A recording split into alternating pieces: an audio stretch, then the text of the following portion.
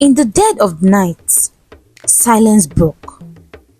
A 9-year-old girl was chased out of her mother's estate, barefoot, breathless, by two masked men with loaded guns. Her name? Amira Thompson, the only child of real estate tycoon Shadi Thompson. That night, everything she knew, her family, her identity, her safety, burned to ash. She had been on the toilet, giggling at a game on her phone during a secret midnight poop and play session, when loud arguing voices cut through the mansion. Then gunshots, screams, her heart pounded. She didn't cry, she didn't call out, she froze. Footsteps stormed her room. A deep voice backed, "She's not here." Another answered, "Forget her, she's just a child." Amira didn't wait. She ran. Past the hallway where she once roller skated. Past the kitchen that always smelled like pepper soup. She grabbed a brown envelope from under her bed and vanished into the night. By dawn, the news exploded. Shadi Thompson and entire household killed in mysterious fire. The mansion had turned to rubble. Staff gone. Security gone. No trace of Amira. The city of Leko mourned. The police offered a 10 million naira reward for any clue. Her classmates wept. Her teachers lit candles. Her name trended. But somewhere far from the mourning crowds, Amira was alive, in hiding. She walked for hours. Her leg ached. Her once silky feet now sore and dusty. She begged for food at a roadside buka. The woman laughed. "Wash plates first." Amira had never even rinsed a spoon, but she did it, scrubbed like her life depended on it. And finally, she ate, just as two men nearby whispered about finding the Thompson girl. 10 million naira. If I catch that girl, I'm set for life, one said. Amira froze. She dropped her spoon and ran again. She slept under bridges, in bus stops, among strangers who looked at her like prey. One night, a drunk man staggered toward her. Fresh meat, he slurred. She fled in terror. At another corner, she overheard street boys talking. "If I see that girl, jackpot oh! Them say the reward on double." Her heart pounded. Then she saw it. A wig. Dirty. Tangled. Forgotten. She picked it up, shoved her own hair beneath, and looked into a broken mirror. The face staring back was not Amira Thompson. She was no longer a missing heiress. She was just nobody, and that's exactly how she wanted it. Meanwhile, in the city's wealthiest district, a man named Mr. Briggs, CEO of Thompson Holdings, snored in his glass mansion. His phone buzzed. A voice, cold and calm, said, "Have you wired my 900 million naira yet?" Briggs laughed sleepily. "Who the hell is this?" The voice replied, "My name is Shadi Thompson." He sat up instantly, eyes wide, drenched in sweat. No, don't haunt me. It wasn't me. It was Lekon, I swear. I didn't pull the trigger." The line went dead, but Briggs had haunting laughter echoing in his ears. Elsewhere, Lekon Bayo, Shadi's former lawyer, got the same call. "Pay the debts you owe or come join me." He cried out, "I didn't mean to shoot her. She overheard our plan. It was an accident." Same laughter, same deadline.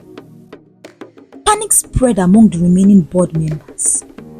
One by one, they received mysterious calls from the dead. Transfers were made. Millions moved overnight. But what they didn't know was that the voice wasn't Shadi's ghost. It was a recording sent from a burner phone by someone very much alive. Amira, now hidden under the identity of Z, found shelter in an abandoned kiosk. She kept her phone off. Only one app mattered, the voice changer. With it, she replayed her mother's old voice notes. She cloned the voice. She made the calls. One by one, she rattled her enemies, her mother's killers. She didn't want the money. She wanted fear, justice, truth. In her brown envelope were documents, land deeds, secret contracts, and a flash drive. Evidence of betrayal, murder, greed. 3 months had passed. The world still searched for Amira Thompson, but the girl they were looking for no longer existed. In her place stood a girl forged by fire, hunger, and loss. Not a victim, a storm. And storms, they don't knock when they arrive. They take everything back. Some say justice is blind. But in Leko City, justice wears a wig and walks with vengeance. Her name? Z. Her past? Burned. Her future? Rewritten with fire. Z sat in the shadows of a run-down mechanic garage, watching as Henry tinkered with a carburetor. He looked up and smiled. One more job, Z, then we'll vanish. But Z wasn't done. Not yet. Because news just broke. Thompson Holdings appoints interim CEO, Mr. Briggs. Her jaw clenched. Briggs? The same man who shook while hearing her fake ghost voice? He's trying to wipe the company clean, Henry said, changing documents, deleting old files. If he gets away with this, he won't, Z whispered. Not while I'm breathing. That night, Z met a contact, Mama Ada, a janitor at Thompson HQ, who once served her mother. Your mama used to give me rice when the board cut salaries, she whispered. Z handed her a phone and flash drive. I need eyes in that boardroom. Plug this into the system. If he has backup files, we'll find them. Even ghosts fear this girl. Madam muttered with a grin. God bless you, small madam. Z sat alone in the kiosk, holding her mother's perfume bottle. Shadi Thompson, dressed in white, weeps in her study. You must leave, she whispers, holding Amira tight. No matter what happens, you must tell the truth. She shoves the brown envelope into Amira's hand. Gunshot outside, screams, then darkness. Z opens the envelope again. At the bottom, a name she had overlooked. Lekon Bayo's daughter, board secretary. Her lips curled. So that's how they kept things quiet. Inside Thompson HQ, chaos erupted. Briggs' laptop froze mid-presentation. Every screen in the building now played a video. A young Shadi Thompson saying, if this message plays, I am dead. And it's because of the men I once called partners. Gasps filled the room. Z watched from outside on a borrowed phone. Mama Ada's whispered in her ear, they are losing it. One even fainted. Henry chuckled. What now? Z stood up, pulled her hoodie down. Now I take back my mother's seat. Security guards stopped her at the entrance. I'm here to see my company, she said, producing a worn ID with a childhood photo. Inside, the board froze. Briggs stammered. That's impossible. She walked calmly to the head of the table. I was gone. Now I'm back. And I brought receipts.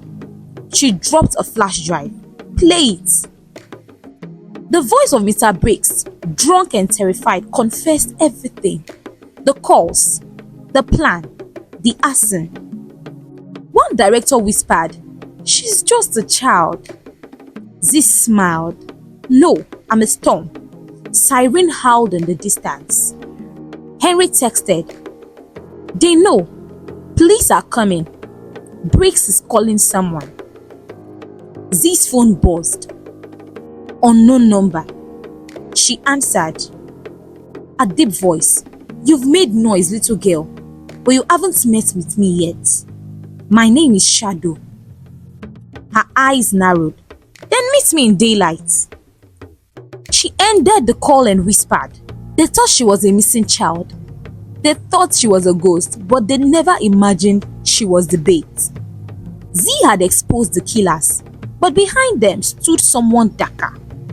Someone who never leaves fingerprints. They call him the Shadow. Z sat at a rooftop viewing the city lights of Leko. Henry beside her eating roasted corn. "You think Shadow is bluffing?" he asked. Z checked her burner phone. "He's not. He called me by my real name, Amira." Henry stopped chewing. "Then it's someone close," she said. "Someone inside the company. Inside my mother's cycle." Back at Thompson HQ, chaos was being swept under the rug. Media blackouts, board resignations, press silence. Z knew Briggs wasn't the real enemy.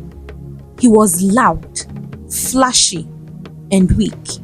Shadow was the whisper in every room, the one pulling strings and watching her. So she returned to where it all began, her mother's secret study, buried beneath the estate ruins. Inside, among the ashes, she found a locked box. Henry used a wrench to pop it open. Inside, a flash drive labeled the inner cycle, a list of 8 names and one photo of Z's godfather, Chief Adisa, smiling beside her as a baby. "I used to call him Uncle A," Z whispered. "He taught me chess." The flash drive revealed security footage, unedited, real, horrifying. Chief Adisa had been there the night of the murder. He watched, said nothing, walked away. Her godfather was the Shadow. Z and Eri returned to the mechanic shop. She scribbled names on a board. Briggs, Lekon, Adisa, the media director, 3 silent partners, and the board secretary, Lekon's daughter. One by one, they had built the cover-up. Now, Z would tear it open. She used her cloned voice app again, but this time, she combined voices, her mother and her father. Together, they recorded a message. "We left something behind, and it's coming back for everything you stole." Then they launched a video anonymously. In 24 hours, it hit 2 million views. Hashtag Ghost of Thompson trended across Leko.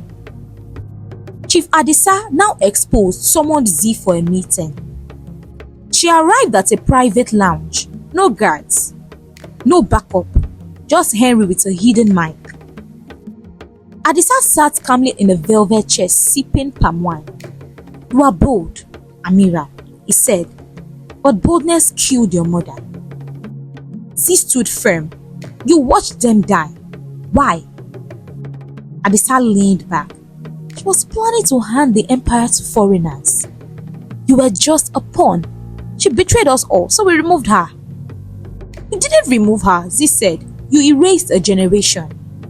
And now I am here to erase you." He chuckled. "Won't get far. Your body will vanish like your parents." Just then, sirens. Z pulled out her phone. "Live stream's been on since I entered. Say hi to Leko City." Adisa's eyes widened as the lounge doors burst open. Police flooded in. Henry walked up, smug. Z walked outside. the evening breeze in her face. One by one, the pillars of corruption had fallen.